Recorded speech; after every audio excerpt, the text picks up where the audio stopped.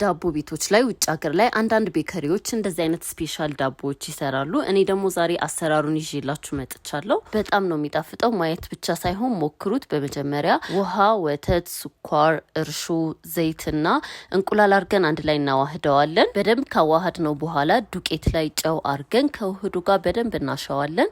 መጀመሪያ በማንኪያ በደንብ ካቀላቀላችሁት በኋላ የሚመች ቦታ ላይ ዱቄት እያረጋችሁ እጃችሁን እንዳይዝ በደንብ አድርጋችሁ ነው የምታሹት። ምንጊዜም ዳቦ በደንብ መታሸት ይፈልጋል። ኩፍ እንዲልላችሁ ዘይት ቀብታችሁት በደንብ ሸፍናችሁ ታስቀምጡታላችሁ። ይሄኛው የሚጠቅማችሁ ሊጡ ከላዩ ቅርፊት እንዳይሰራ ያደርጋል። በዚህ አጋጣሚ በጣም ብዙ የተለያዩ እቃዎች ገብተዋል። የተወሰኑትን ላሳያችሁ። ይሄኛው የቺፕስ ማቅረቢያ ነው፣ ፓይፒንግ ባግ። ይሄኛው የኩኪስ መስሪያ ደግሞ በጣም ስራ የሚያቀል አንዴ ስትዳምጡ 24 አይነት ኩኪሶችን የሚያወጣላችሁ ነው። ብዙዎቻችሁ ይሄኛውን ጓንት ወዳችሁታል። አልቋል ላልናችሁ በብዛት አስገብተናል። ይሄኛው ደግሞ ፐርል አፕላየር ነው። ኬክ የምትሰሩ ሰዎች እንዴት ፐርል መደርደር ምን ያክል ሰዓት እንደሚፈጅ ታውቃላችሁ። ይሄኛው ይሄን ስራ ያቃልላችኋል።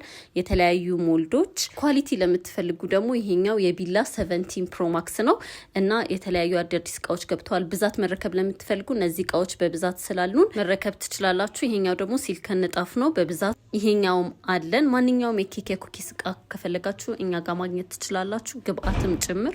ቴሌግራም ቻናላችንና የሁሉም እቃ ዋጋ ዝርዝር አለ። የክሬሞቹን አሰራር ደግሞ ነገ እለቅላችኋለሁ። አመሰግናለሁ።